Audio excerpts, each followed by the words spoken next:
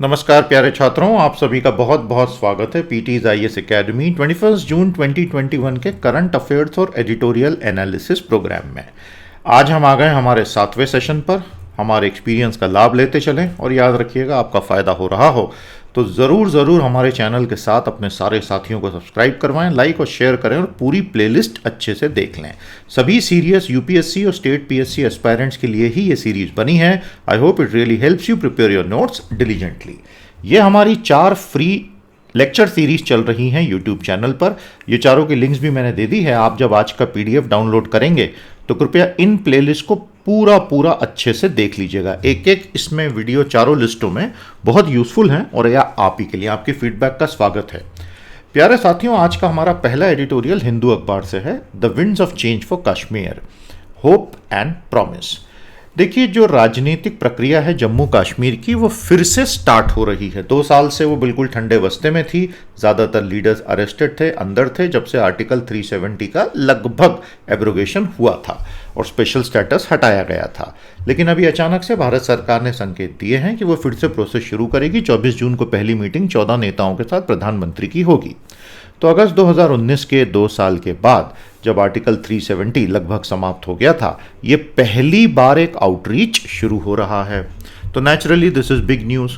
2019 में ही जम्मू कश्मीर राज्य का विशेष दर्जा, स्पेशल स्टेटस समाप्त करके उसे 2 यूटीज में तब्दील कर दिया गया था, जो भारत के 70 साल के कॉन्स्टिट्यूशनल इतिहास का अनप्रेसिडेंटेड कदम रहा है। राज्य सामान्यतः यूटी में तब्दील नहीं होते हैं, यूटीज ही राज्य बनते हैं। वाइल फ्लेक्सिबिलिटी इज गुड, मतलब अभी सरकार ने अपनी तरफ से एक लचीलापन दिखाया है राजनीति में, लेकिन वो तो अच्छी बात है, हमेशा होना चाहिए। लेकिन इट अनरियलिस्टिक, यानी ये थोड़ा सा यथार्थवादी नहीं होगा टू अज्यूम कि जो मुद्दे राजनीति के फ्रीज हो गए हैं जम्मू कश्मीर में, वो एक मीटिंग मात्र से अचानक से सुलझ जाएंगे। उसके साथ ही साथ कश्मीरियों के मन में जो गुस्सा भरा पड़ा है वो भी इतना जल्दी निकलेगा नहीं, क्योंकि 19 महीने तक इंटरनेट बंद पड़ा रहा। उससे बहुत सफ़र वहाँ के लोगों ने सफ़र किया, ऐसा वो लोग कहते हैं, और ऐसा सुप्रीम कोर्ट में भी अनेक हियरिंग्स में बात सामने आई। इंटरनेट इसी साल बहाल हुआ था, एक बार जो बाइडन राष्ट्रपति बने थे उसके कुछ दिनों के बाद, टाइमिंग की बात कर रहा हूँ।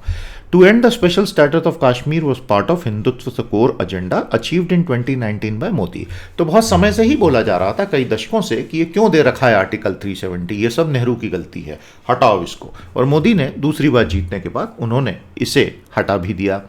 लेकिन उसके बाद से ही हम ये देखते हैं कि पिछले 7 से 8 सालों से जितने भी राजनीतिक दल हैं और राजनीतिक नेता हैं कश्मीर के, उनको लगातार अंडरमाइन किया गया। यहाँ तक कि जब बीजेपी ने सरकार चलाई, कोalition गवर्नमेंट पीडीपी के साथ, और उसमें भी पीडीपी और एनसी जो है, उन्हें कभी भी कश्मीर में सॉल्यूशन का हिस्सा बीजेपी ने नहीं माना। उन्हें हमेशा बोला कि तुम्हारी वजह से प्रॉब्लम होती है, तुम सॉल्यूशन तो हो ही नहीं सकते हो। और जो अलायंस पीडीपी के साथ था, उसकी वजह से बीजेपी और पीडीपी के बीच के झगड़े और पड़ गए, कम नहीं हुए। और एक बार अगस्त 2019 का परिवर्तन आया तो लगभग सभी नेता बहुत लंबे समय तक जेल चले गए। उसके बाद बीजेपी ने पैरेलल में कोशिश की कि बहुत सारे स्थानीय नेता जो उसके प्रति सिंपैथेटिक हो, उनका ग्रुप तैयार किया जाए। वो कुछ हद तक सफल हुए, कुछ हद तक सफल नहीं भी हुए। ग्लोबल विंड सडनली चेंज, लेकिन फिर 2021 आते आते राजनीति विश्व की बहुत तेजी से बदली। ट्रंप हट गए और प्रेसिडेंट जो बाइडन आ गए। ट्रंप साहब जो थे वो कश्मीर को लेकर बिल्कुल चुप रहते थे, प्रो इंडिया थे। और जैसे ही बाइडन आए, प्रो इंडियन गवर्नमेंट स्टैंड थे, और जैसे ही बाइडन आए तो ह्यूमन राइट्स के मुद्दों पर दबाव उनकी तरफ से बहुत बढ़ गया। अभी हाल ही में ओपन सोसाइटीज डिक्लेरेशन भी आया है, जो अपने आप में काफ़ी आंखें खोल देने वाला है। भारत ने उस पर सहमति दी है। तो मेरा आज के लिए आपके लिए सवाल बड़ा प्यारा है, कृपया हमें बताएं कि ये ओपन सोसाइटीज़ का डिक्लेरेशन क्या है। G7 में जो एक ओपन सोसाइटीज़ डिक्लेरेशन हुआ, what exactly is that? Do share with me in the comment thread. और सभी लोग अच्छे से सवालों के जवाब दें, हर एडिट की समरी भी अपनी तरफ से भी निकालें। तो ग्लोबल विंड्स बदल गई और जो बाइडन आ गए सत्ता में। अमेरिका फिलहाल अफगानिस्तान छोड़ के जा रहा है और उसका कहना है कि हम सिर्फ चाइना के ऊपर अभी फोकस करेंगे। उसके अलावा भारत फिलहाल चाइना के साथ LAC लद्दाख पे उलझा हुआ है। चाइना पीछे तो हटा नहीं है, डिसएंगेजमेंट हुआ नहीं जैसा सोचा था।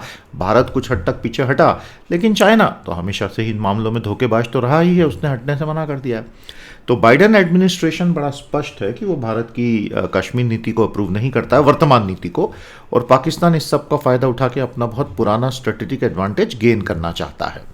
सेकेंड वेव की मिसहैंडलिंग जो हुई उससे सरकार की इमेज ग्लोबली बहुत ख़राब हुई। जो जनवरी में हम बोल रहे थे कि हमने विश्व को बचा लिया, अब हमें समझ में आया कि भाई यहाँ अब हमें थर्ड वेव की तैयारी करनी पड़ेगी। और भारत के लोकल डायनामिक्स भी चेंज हुए असेंबली इलेक्शंस वगैरह के बाद। इसीलिए सरकार अब पूरी तरह से जो पहले रिजिड थी उसको समझ में आ गया कि फ्लेक्सिबल होने से फ़ायदा हो सकता है। अच्छी बात है, अगर खुले दिल से करेंगे तो शायद सभी का फ़ायदा हो जाएगा। लेकिन अब ये समय बताएगा कि क्या कोई ड्यूरेबल डेमोक्रेटिक एक अच्छा सॉल्यूशन कश्मीर का निकलेगा या सिर्फ एक इमेज मैनेजमेंट का खेल रहेगा। अब ये तो समय में ही पता चलेगा, एकदम से कुछ भी कहना असंभव है। मजा आया आपको? समराइज कीजिए, कमेंट थ्रेड में लिखिए। आज का दूसरा एनालिसिस है ईरान हार्डलाइनर बिकम्स प्रेसिडेंट।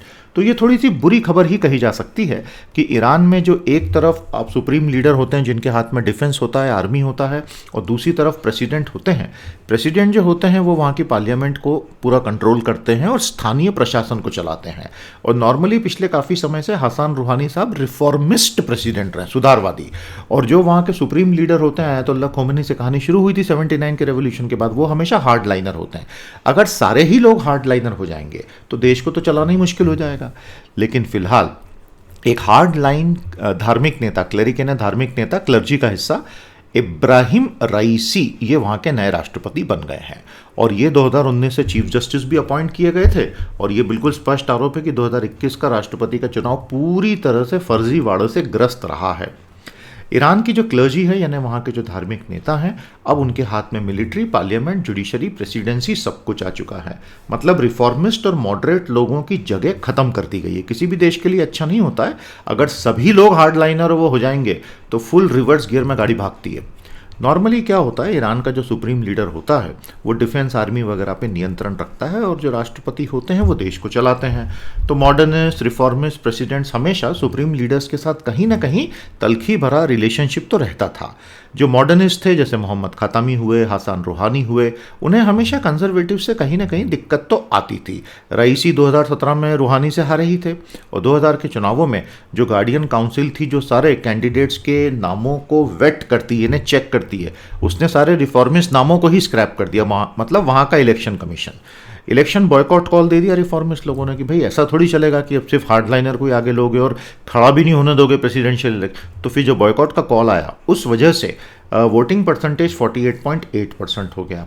और इलेक्शन बॉयकॉट कॉल मतलब इसी फ्रॉड की वजह से जो आया था, तो इसमें काफ़ी गिर गया। रईसी को इसमें से 62% मिले। इनके ऊपर अमेरिका का ये आरोप है कि आयतुल्लाह खोमेनी ने 1989 में एक बहुत ही गुप्त आदेश दिया था कि जिस किसी ने भी मेरी राजनीति का विरोध किया है सबको मार डालो। और उनको मार डालने के लिए जो जुडिशियल ऑर्डर्स वगैरह जारी करने थे या जो एग्जीक्यूशन का काम था वो इब्राहिम रईसी ने ही 1990s में किया था। और उस आयोग का नाम था द डेथ कमीशन। समझ में आ रहा है आपको? ये नाम अमेरिका का ही दिया हुआ। Iran revolution is now ageing. आप जानते हैं 79 के बाद अब ईरान की क्रांति तो बूढ़ी हो गई है और बहुत सारे स्थानीय चैलेंजेस हैं। इन्फ्लेशन हाई है, इकोनॉमी की हालत ख़राब है, युवाओं के लिए नौकरियां नहीं हैं।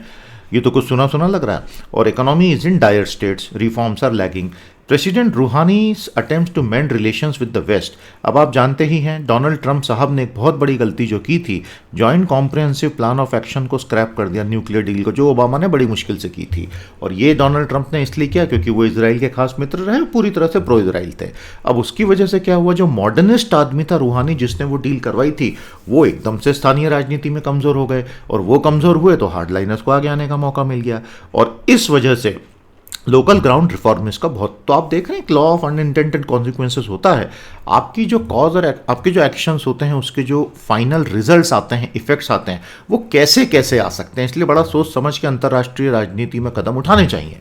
रईसी साहब ये चाहते हैं कि यूएस की न्यूक्लियर डील फिर से शुरू हो जाए और सैंक्शंस हट जाएं ताकि इकोनॉमी थोड़ी चलना शुरू हो। आज की तारीख में जो भी राजनीति हो, लेकिन ईरान के नेताओं को एक बात समझनी होगी कि वहाँ की इकोनॉमी की टांगें टूट चुकी हैं और लोग बड़ा डेस्परेटली चीज़ों को ठीक होने का इंतज़ार कर रहे हैं। तो प्यारे दोस्तों, थोड़ा रिसर्च करके हमें बताइएगा कि ईरान की क्रांति जो हुई थी उसने किसका तख्ता पलट किया था और उस क्रांति से ईरान में क्या क्या परिवर्तन आए।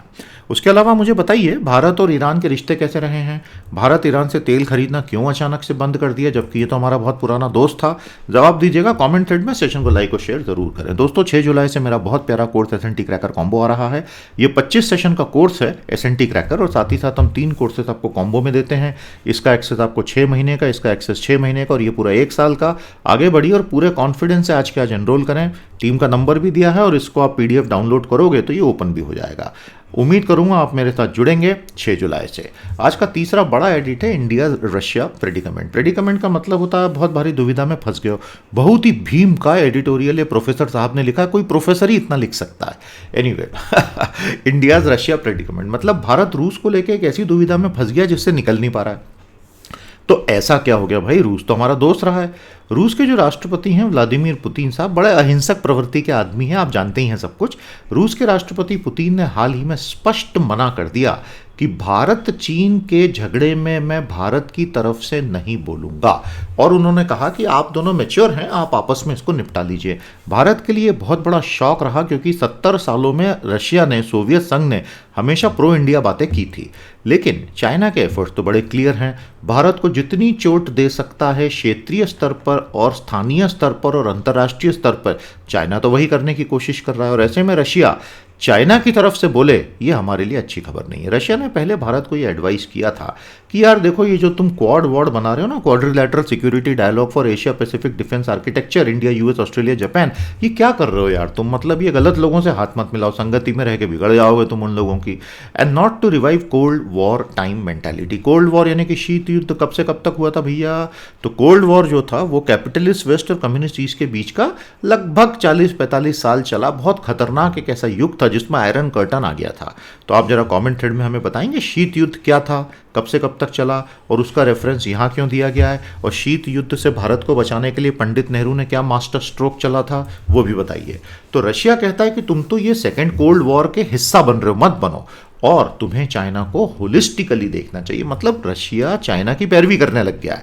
रशिया ने बड़ा साफ बोल दिया है कि ये जो इंडो पैसिफिक बना रहा है अमेरिका, हिंद प्रशांत क्षेत्र, ये सब बेकार है। जो होना चाहिए वो एशिया पैसिफिक होना चाहिए, एशिया प्रशांत, क्योंकि इंडो पैसिफिक अमेरिका का चाइल्ड है और एशिया पैसिफिक जो है वो ऑर्गेनिक है, और इसलिए उस पर फोकस करो। लेकिन इससे भारत की प्रॉब्लम तो सॉल्व नहीं होती ना, भारत की जो चाइना प्रॉब्लम है।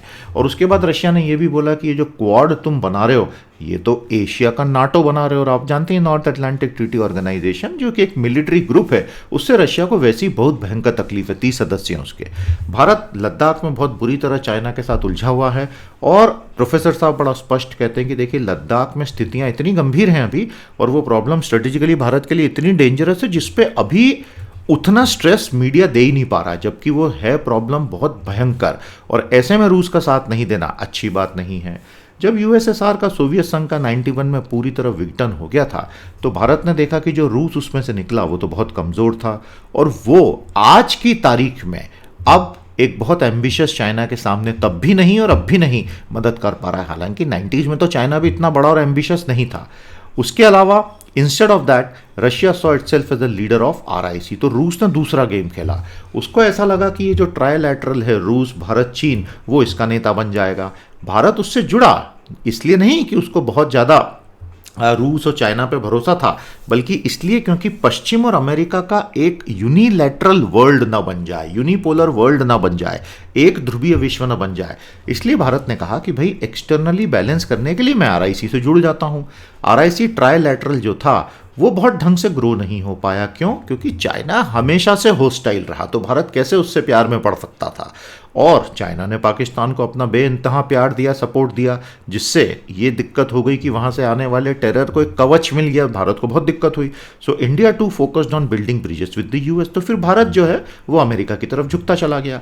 आज इंडिया ने 1991 से जो रिफॉर्म्स लॉन्च किए उसको 30 साल हो गए हैं, और भारत पूरी तरह जिन वेस्टर्न इकोनॉमिक मॉडल्स को क्रिटिसाइज करता था, आज वो उनके साथ डीपली इंटीग्रेट हो गया है। उसके साथ ही इस इकोनॉमिक इंटीग्रेशन का फायदा ये मिला, फायदा कहें जो भी कहें, भारत को इजराइल से, फ्रांस से, अमेरिका से गोला बारूद हथियार मिलना शुरू हो गए, जिसने रशिया पर भी दबाव डाला कि वो भारत के थोड़ा और करीब आने की कोशिश करे, क्योंकि रशिया हमारा डिफेंस का सबसे बड़ा सप्लायर हुआ करता था। भारत के पास आज वो हार्ड पावर नहीं है जिससे वो चाइना को बैलेंस कर दे। चाइना की इकोनॉमी 15 ट्रिलियन है, भारत की इकोनॉमी 2.7 ट्रिलियन है, तो हार्ड पावर 5 गुना कम है हमारे पास। एंड इट इज़ लुकिंग 5 गुना कम है, या कहें हमसे उनकी 5 गुना ज़्यादा है। और भारत इसीलिए अन्य बड़ी ताकतों से हाथ मिलाकर चाइना को बैलेंस करने की कोशिश करेगा। अब चाइना जो है वो ये बोलता है कि जो भारत अमेरिका का रैप्रोचमेंट हुआ है, रैप्रोचमेंट का मतलब होता है अंतर्राष्ट्रीय रिश्तों में से एक सामान्यपन जो आ जाता है तलखी के बाद का, गुस्से के बाद का। तो चाइना ये बोलता है कि ये जो इंडिया यूएस का अप्रोचमेंट हो रहा है ना, ये तो कंटेनमेंट है, मतलब मुझे दबाने के लिए हो रहा है, जबकि भारत के कारण कुछ अलग है जो हमने अभी देखा। In future the only strategic triangle in maritime domain will that will matter will be US India China. तो ये ऑथर ने बहुत बड़ी बात बोली कि देखिए ये सब जापान और ऑस्ट्रेलिया और ये सब ठीक है, लेकिन भविष्य में क्या है, जो 3 ताकतें मैरीटाइम क्षेत्र में एशिया में मैटर करेंगी, अमेरिका, भारत, चीन। रशिया तो ऑलरेडी चाइना का जूनियर पार्टनर बन चुका है, जो रशिया के खुद के ग्रेट पावर एम्बिशन के लिए ठीक नहीं है भैया। अगर अमेरिका और रशिया के रिलेशन नॉर्मल हो गए तो उससे इंडिया का भी जो है फायदा होगा, क्योंकि रशिया का एटीट्यूड भारत के प्रति थोड़ा बहुत और बेहतर हो सकता है। मतलब इंडिया ये चाहता है कि अमेरिका और रूस के रिश्ते सामान्य हो जाए। और वो इस साल अभी जो जेनेवा में मीटिंग हुई जून 2021 में प्रेसिडेंट जो बाइडन और प्रेसिडेंट पुतिन की, ये भारत के लिए बहुत अच्छी खबर है, क्योंकि फिर रशिया अगर थोड़ा बहुत भी दिल में नरम हो गया अमेरिका के प्रति, तो वो चाइना के प्रति फिर उतना ज़्यादा झुकाव शायद उसका न रहे और वो पोजीशन हार्डन नहीं कर पाएगा रशिया। तो भारत के लिए बहुत बड़ा मौका है। Given China's aggressive assertion of power, forums like RIC and BRICS have lost significance. Bharat को आरआईसी, रशिया, इंडिया, चाइना और ब्रिक्स से इतना फायदा नहीं हो रहा। ब्रिक्स का फुल फॉर्म बता दो, और ब्रिक्स कितना फायदेमंद रहा है पिछले 20 सालों में, जरूर बताओ। भारत के लिए फायदा नहीं, क्योंकि दोनों में जो सी मौजूद है, चाइना, उससे भारत को कोई प्यार मिल नहीं रहा है, तो दिक्कत है। और इसीलिए भारत चाहता है कि चाइना जब तक पॉजिटिवली रेसिप्रोकेट नहीं करेगा कंसेशन, तो सब रेटरिक है, सिंबल्स हैं। तो वर्तमान के लिए चाइना बहुत क्लियर है कि अंतर्राष्ट्रीय राजनीति के नियम उस पर अप्लाई नहीं करते हैं और मेरा कोई क्या बिगाड़ लेगा, ऐसा चाइना सोचता है। भारत को पूरी ताकत से चाइना को रोकना होगा और उसके लिए ग्लोबल अलायंस बिल्डिंग करनी होगी। मजा आया? समराइज करो इसको 3-4 स्टेटमेंट्स में। हमारे बहुत प्यारे करंट अफेयर्स के जो प्रोग्राम्स हैं, इनको आप ट्राई आउट करो। सीए बूस्टर प्रीमियम और एडिटोरियल के लिए पावर ऑफ 10, ये इतने अच्छे प्रोग्राम्स है कि आप एक बार जुड़ोगे तो फिर आप साथ छोड़ोगे नहीं। बहुत प्यारे प्रोग्राम्स हैं। आज के आज एनरोल करें, क्लिक करें, ओपन करें, लिंक को स्टडी करें and try out the monthly packages and then you will realise tremendous quality is there. चौथा analysis, excess covid death and the real death toll. तो भारत में वास्तविक मौतें हुई कितनी हैं, ये हम निकाल सकते हैं एक्सेस हमारे डेथ टोल से। और क्यों निकालना है? वो इसलिए निकालना है कि सही पॉलिसी मेकिंग ही नहीं हो पाएगी अदरवाइज। ऐसा कहते हैं कि भारत में जब कोविड नहीं था, सामान्य समय था, तो भारत में कुल मौतों का केवल 85% का पंजीयन होता था, रजिस्ट्रेशन होता था। मतलब कोविड में तो ये और गिरा ही होगा ना। और ये 85 में से केवल 25% होते थे जिन पे कोई डॉक्टर का सर्टिफिकेट होता था कि मौत किस वजह से हुई। और उसमें भी रूरल अर्बन में बहुत डिवाइड था, और वो भी स्टेट वाइड बहुत डिवाइड था। इसका मतलब कोविड में एक तो ये 85 घट के आधा रह गया होगा, और उसमें वो 25 भी घट के कम हो गया होगा, और रूरल अर्बन भी बहुत बड़ा होगा। तो इसमें मिस्टर लहरिया बिल्कुल साफ बोल रहे हैं कि एक्चुअल कोविड डेथ काउंट जो ऑफिशियली रिपोर्ट हुआ उससे तो बहुत ज़्यादा होना ही होना है। बात समझ रहे हैं आप? फिर वो कहते हैं कि WHO, वर्ल्ड हेल्थ ऑर्गेनाइजेशन, कहता है कि विश्व भर में कोविड की वास्तविक मौतें सरकारी आंकड़ों से 2 से 3 गुना होंगी। भारत में 3 से 14 भी हो सकती हैं। The long lines at the crematoria and burial ground, भाई आप सभी ने अप्रैल मई में देखा ही है किस तरह सभी श्मशान गृह हो या कब्रगृह, सब कब्रिस्तान हो, सब तरफ आप भीड़ देख रहे थे और लाइन लगी हुई थी, टोकन बट रहे थे कि भाई शव को जलाना हो, क्रिमेशन करना हो, अंतिम संस्कार करना हो तो लाइन में लगो। और मीडिया ने इसको कैप्चर किया, तो वो एक तरह से सबूत रहा। अब ग्रामीण भारत की तरफ चलते हैं। ग्रामीण भारत में तो हमेशा से डेथ की रिकॉर्डिंग कमज़ोर ही रही, लेकिन आज हमारे पास एक्सेस डेथ के बहुत सारे प्रूफ्स हैं। जैसे हम अगर ये बोलते हैं भारत में सामान्य रूरल क्षेत्र में नॉर्मल डेथ रेट इज 7 पर 1000 पीपल, मतलब हर 2 महीने में किसी 1000 लोगों के गांव में एक मौत होनी चाहिए, साल भर में 7 होंगी। लेकिन इन 2 महीनों में कई गांवों में सैकड़ों मौतें हो गई। तो क्या ये एक्सेस डेथ का सबूत नहीं है? अब हो क्या रहा है कि केंद्र सरकार हो या सारी राज्य सरकारें हों, वो आंकड़ों को सही ढंग से प्रस्तुत नहीं कर रही, ऐसा इस ऑथर का कहना है। लेकिन अभी हाल ही में जो डेथ रिकंसिलिएशन डेटा बिहार से निकला, महाराष्ट्र से निकला, जिसमें 75% ऑफिशियल आंकड़ों को बढ़ाना पड़ा रातों रात, उसी से ये समझ में आता है कि भाई अभी तो और ऑडिट होंगे तो और सारी सच्चाइयां बाहर आएंगी। अंडर रिपोर्टिंग होती क्यों है? देखिए, कई बार प्राइवेट हॉस्पिटल से नंबर्स आने में देरी हो रही है, होम आइसोलेशन में मौतों के नंबर टैली नहीं हो पा रहे हैं, ट्रांजिट में ही लोग मर गए, वो मतलब अस्पताल जाते जाते मौतें हो गई, वो तो रिकॉर्ड ही नहीं हुआ, और कोविड से ठीक होकर बाहर आया फिर मौतें हो गई कोविड से, कॉम्प्लिकेशन से, वो रिकॉर्ड अब हो रहे हैं। समझ में आया आपको? और ये जो एक्सेस डेथ होती हैं, इसमें भी सारे आंकड़े अभी शहर से ही आ रहे हैं, बड़े बड़े म्यूनिसिपैलिटीज से, गांवों से नहीं आ रहे हैं। और गांवों में तो कोविड का सपोर्ट था कहाँ? बिना RT-PCR के टेस्ट के सपोर्ट दिया जा रहा था। तो अगर आपका टेस्ट ही नहीं हुआ है RT-PCR का, तो कोविड से हुई मौत की रिकॉर्डिंग कौन करने वाला है? Any COVID strategy's core goal has to cut mortality. ये बहुत बढ़िया पॉइंट है, इस एडिट का सबसे तगड़ा पॉइंट है, अच्छे से नोट करो, कॉमेंट थ्रेड में समझाओ। ये कहते हैं कि देखो, किसी भी देश की कोविड स्ट्रेटजी का एक ही गोल होता है, मौतों को कम करो। तो एक ही आंकड़ा है एक्चुअल नंबर ऑफ डेथ किसी को भी असेस करने के लिए। ये जो रोज प्रोसेस बेस्ड डेटा देते रहते हैं हमको, आज हमने इतने टेस्ट किए, आज हमने इतने बेड, अरे इससे कुछ नहीं होगा। कितने मरे ये बताओ, क्योंकि तुम्हारी स्ट्रेटेजी काम आई या नहीं। प्रोसेस इंडिकेटर्स कुछ नहीं बताएंगे, मौतें बताएंगी। लेकिन सारी सरकारें प्रोसेस बेस्ड में उलझ के रह गई हैं प्राइमरीली। समझ में आया आपको? ये इनका आरोप है।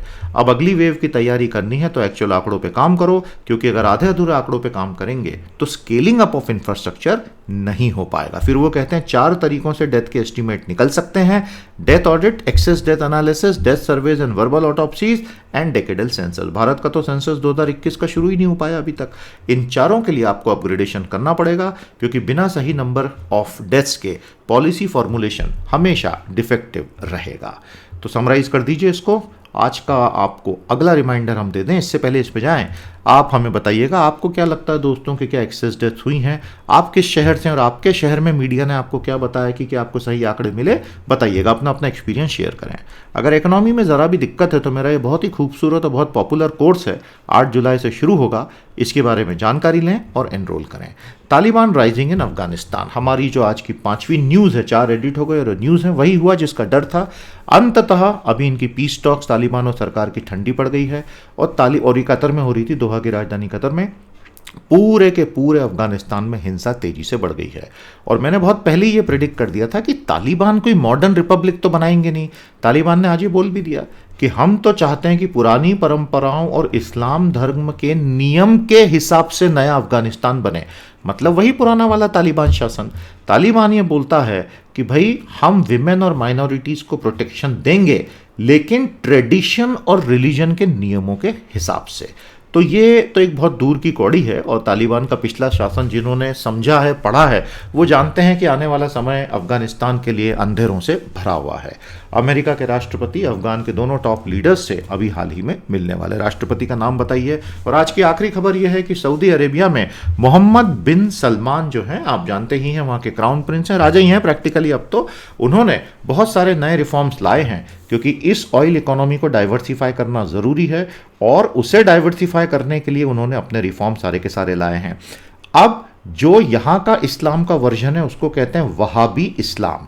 ये बहुत ही कट्टरपंथी है, लेकिन इसने 100-150 सालों में यहाँ की रूलिंग साउथ फैमिली को बहुत फ़ायदा पहुँचाया, इसलिए उन्होंने उसको प्रोटेक्ट किया। लेकिन अब बदलते समय में जहाँ पीक ऑयल आ चुका, तेल का धंधा धीरे धीरे 10 साल में रिन्यूएबल के कारण खत्म होगा, क्राउन प्रिंस मोहम्मद बिन सलमान अब धीरे धीरे धार्मिक चीज़ों पर पाबंदियाँ लगाते जा रहे हैं और रियल लाइफ में फ्रीडम देते जा रहे हैं।